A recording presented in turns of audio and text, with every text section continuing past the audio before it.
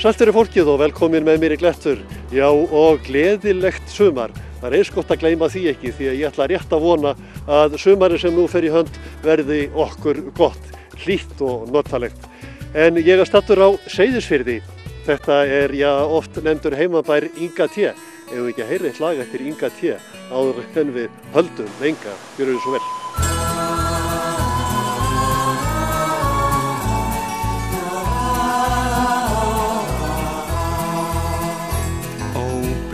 Blessuð vertu sumarsól, sveipar gulli dal og ból, og gyllir fjöllin himinn há, og heiðar vötnin blá.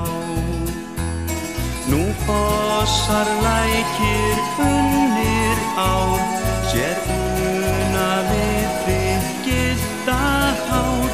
Nú fellur heitur hallur þinn á hvíta jökulinn. Þú klæðir allt í gull og glans, þú klæðir allar vonir manns, og hvar sem tárin kvik á kinn, þau kyssir geislinn þinn. Þú fyllir dalinn fuglasöng, nú finnast ekki dægrin löng, og heim í sveitir sendir hæ, úr suðri hlýjan blæ.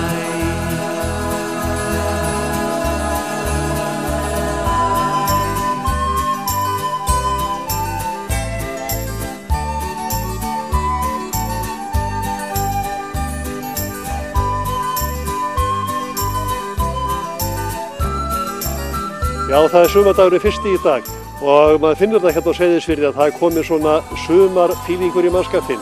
Nú á undanförnum árum hefur ferðaþjónusta verið vaxandi atvinnugrein hérna á staðnum. Þetta er að verða svona eins og síldarvertíðin í gamla daga. Við sjáum að ferjan er í höfn núna, það er aðeins að koma svona, fyrstu sumarrúturnar. Og maður finnur fyrir því að Seyðfirðingar eru á fullu við að undirbúa hótelin, gististaði og nýjir gististaðir eru að opna.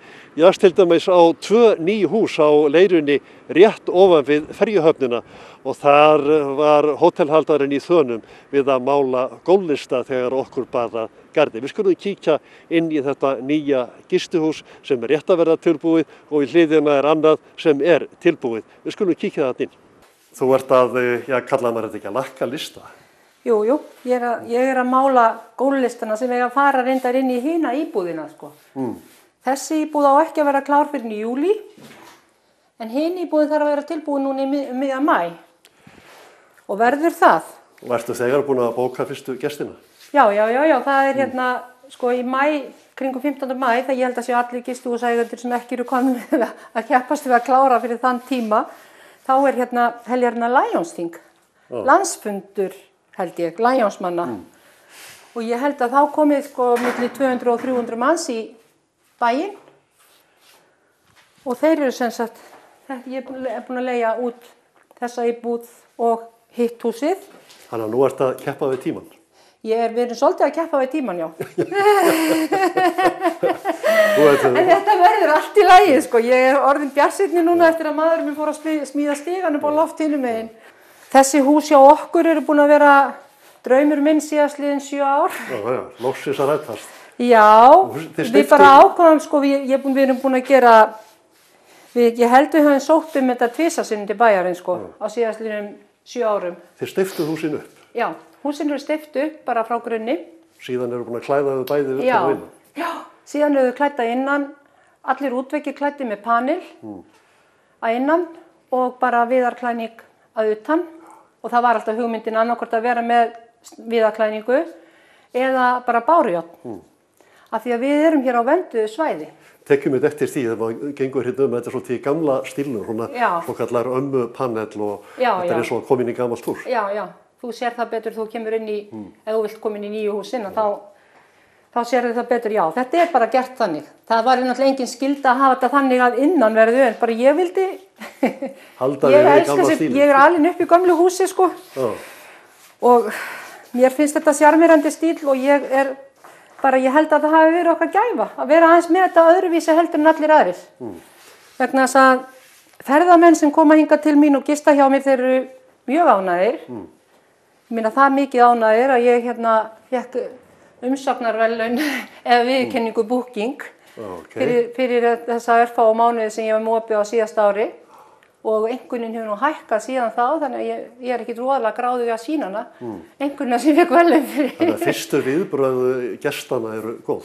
Já, fyrstu viðbrögð eru góð og ég veit að það kom til dæmis franskt par í vetur og og hún sagði mér það bara því að ég er náttúrulega svolítið að fóta mig í þessum bransa sko og veitil ekkert alveg hvernig ég á að verðleggja og eitthvað svona og ég var að spyrja þau og spyr gestina hvort þeim finnst þetta of dýrt eða eitthvað slíkt og þegar þau koma inn og sjá inni og sjá þægindin, ég er með svona heilsurúm og allt held ég bara mjög fínt að þá finnst fólk þetta ekki vera dýrt hjá mér og þessi franska kona sagði mér það að hún hefði verið í einhverju svona íbúð annars staðar á landinu og það hefði verið mjög falleg íbúð. Það var bara svipað verð og hjá mér en hún sagði að það var íbúð sem ég get farið í allstaðar í heiminum. Þessar íbúðir eru ekki svona íbúðir sem ég geti farið í allstaðar í heiminum. Þið verðið með 2 íbúðir í hvoru húsi? Já. Og hvað kostar íbúðin á sólarhringinn? Sko, í sumar núna er láganatími en þá hjá okkur þannig að fyrir 2 persónur kostar nóttin 15 skall og svo er 4.000 krónur fyrir hvern umfram það. Og þið hafið verið að byggja upp hjónin að þetta er svona fjölskyldufyrirtæki? Já. Og hvað heitir fyrirtækið? Lónsleira Apartment heitir þetta. En í sumar verður sko nóttin fyrir 30.000 krónur og svo 4.000 krónur áfram fyrir hvern umfram það. Og það koma 6 manns í hvora íbúð. Þið hafið verið hvað maður að segja, að djöfla þessu upp eiginlega með eigin höndum? Já, við erum búin að vera að djöfla þessu upp með eigin höndum. Hér kemur aðal yfirsmiðurinn.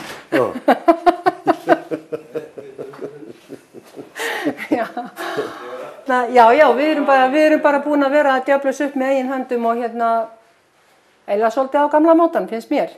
Við erum ekkert áfrjáði, ég er ekki áfrjáði að vera með allt of mikið að lánum. Þannig að ég vil bara frekar gera þetta með berum höndum.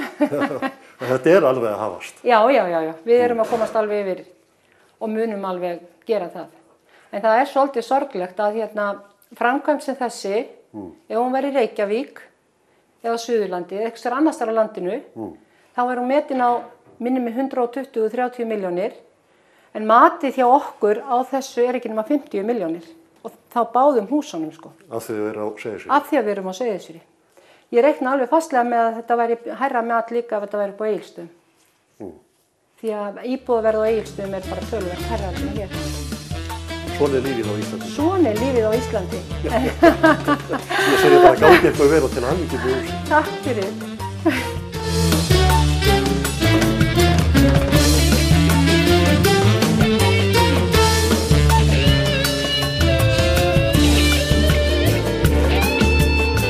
Jæja, þá er ég komin inn í verslun Samkaups á Seyðisfirði og þetta er Samkaup strax.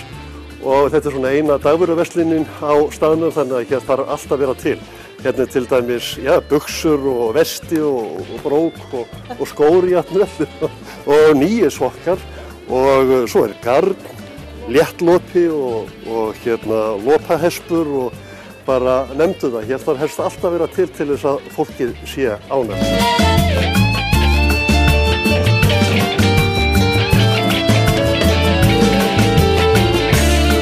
Á Seyðisfirði. Nú er ég komin inn í eldhús í húsi sem ég mann tíman að tvenna, byggt 1925 og reikniði svo, það er húsið orðið gamalt.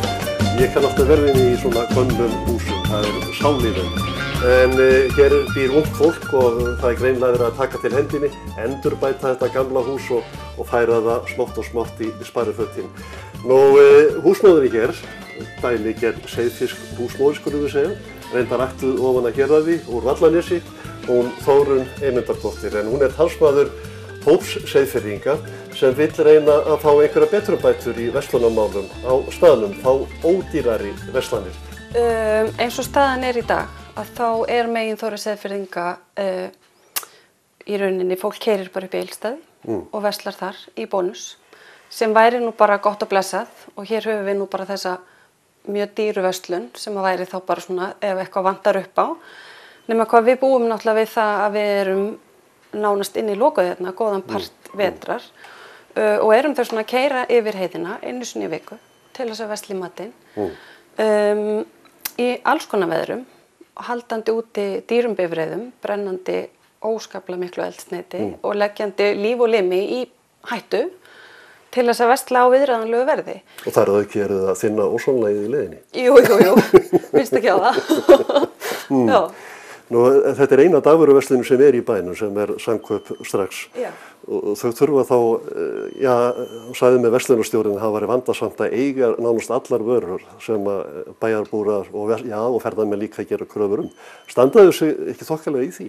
Sko, ég hef í sjálfu sér ekki út á þess að búð að setja hvað varðar vöru úrvalið að þjónustu eða annars líkt. Þetta príðisbúð og þar vinnur ljómandi fínt fólk. Hins vegar þá bara vöruverðið svo miklu hærra heldur en það sem býðst í lágvöruverslunum eins og Bónus, Netto, Krónunni og svo framvegis, að það borgar sig bara engan veginn fyrir okkur að versla hérna. Hafið þið tekið það saman, hugsanlega hvað það á ársgrundvelli fyrir meðal fjölskylduna, munurinn á því að versla þarna eða í Netto til dæmis? Já, sko nú reyndar munurinn á sem sagt verðlaginu í Samkaup strax og til dæmis Bónus eða Netto örlítið á huldu, samkvæmt bara verðlagskönnunum ASI að þá semst fara Samkaup strax og sjaldan þar inn, en við vitum út frá upplýsingum frá verðlagseftirlitinu að þeir eru þarna rétt í skottinu á 10-11 sem að mælast held ég alltaf dýrastir. Bónus ódýrastir, Netto 8% dýrari, Samkaup úrval 17% dýrari.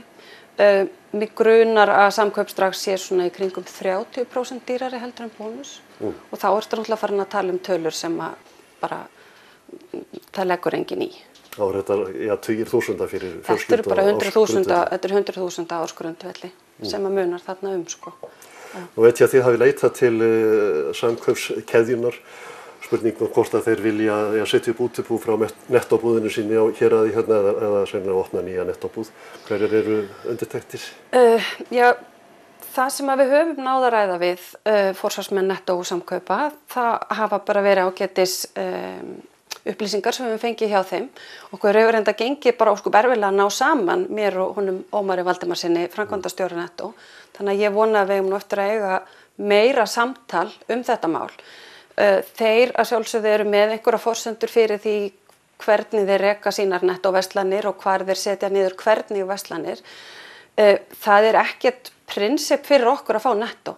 Okkur í rauninni alveg sama hvað búðin heitir, svo lengi sem að vöruverðið í bara einhverju eðlilegu samræmi við aðra verslanir. Það kannski ekki óeðlilegt að þeir hugsi sem svo, þetta ekki nema það byrja 600 manna á samfélag, það borgar sig ekki að fara að setja stórmarkað þar. Já, í dag þá eru þeir að fá, sko við gerðum könnun meðal bæjarbúa og við fengum mjög góða svörun helmingur heimila á Seyðisfirði svaraði könnun þar sem við vorum að spyrja fólk bara út í verslunarvenjur, hvað það var að eyða miklum fjármunum á mánuði í mat og hvar það væri að eyða þessum peningum og hvernig fólk myndi bregðast við ef hér kæmi lágvöruverslun.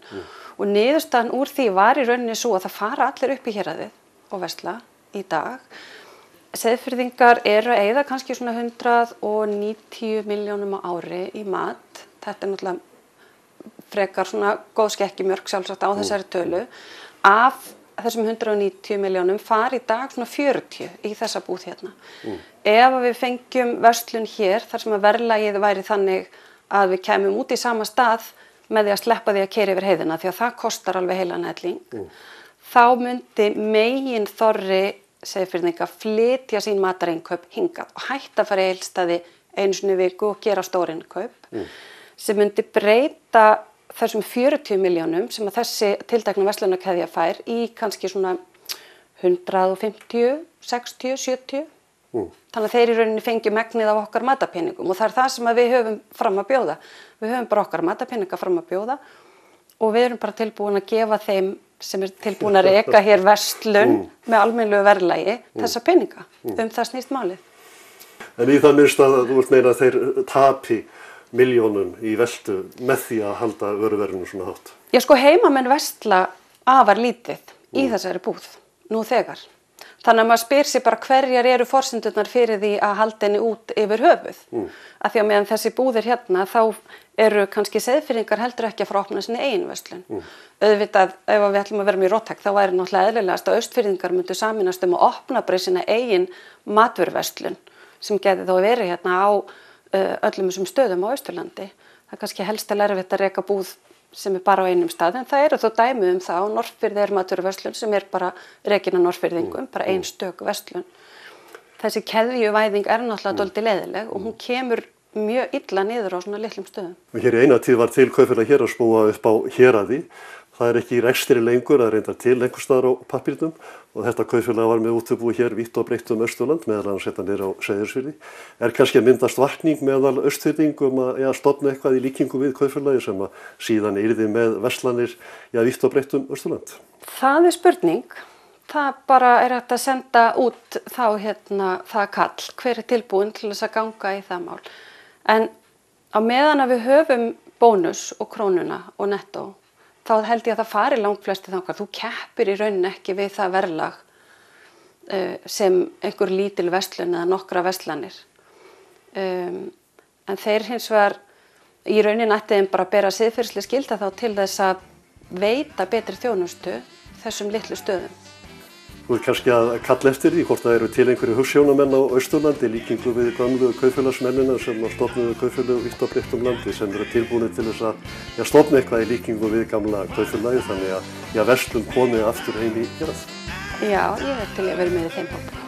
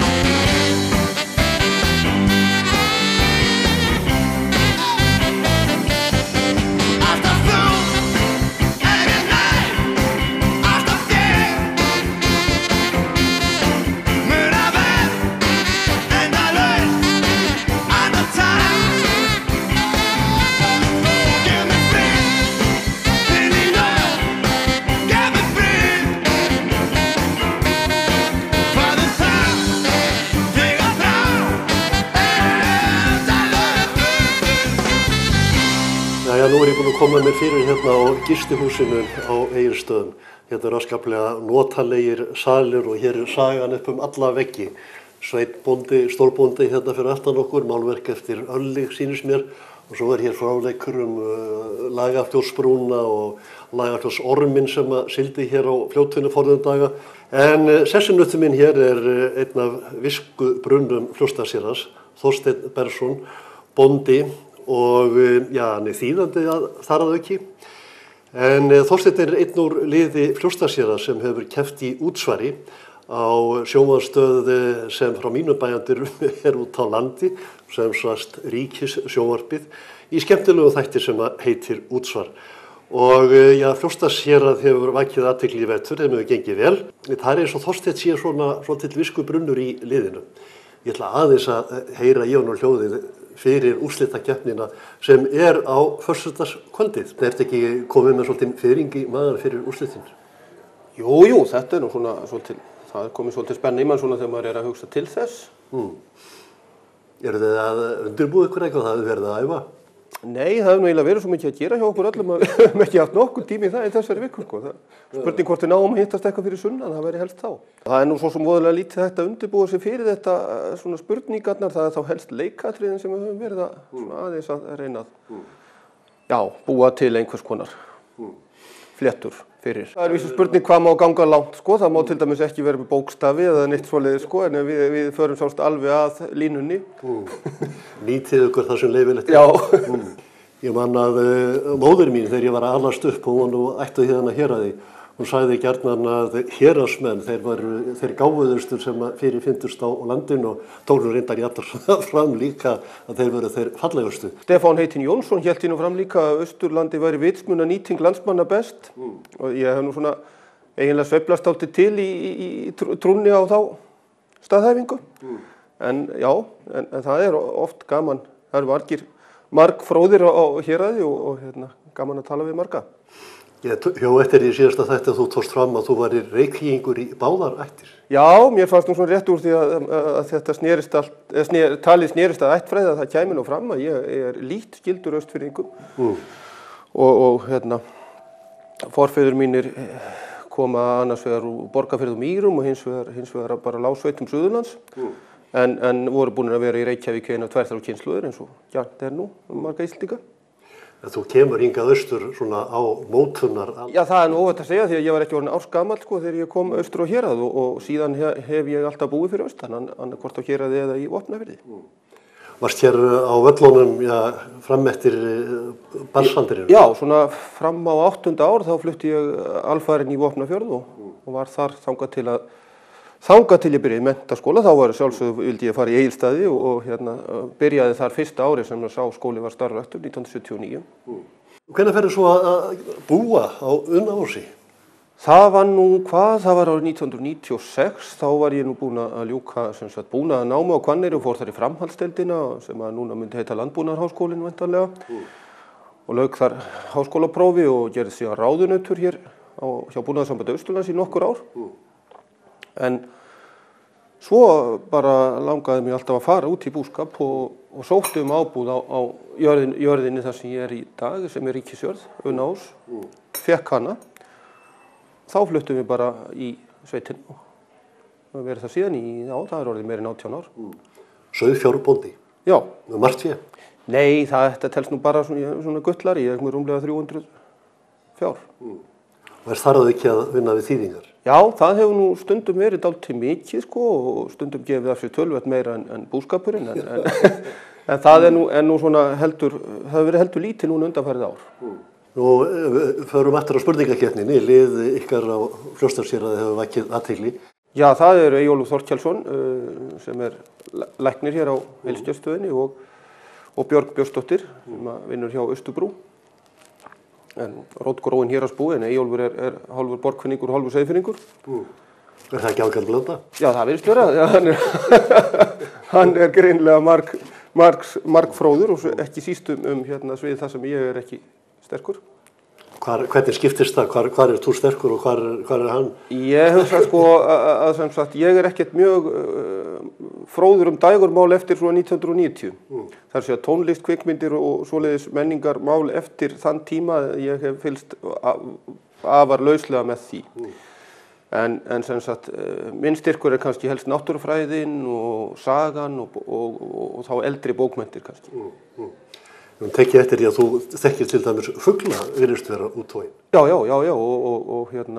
og plöntur eru mitt sérstaka áhugamál. Ég þekki þær enn betur.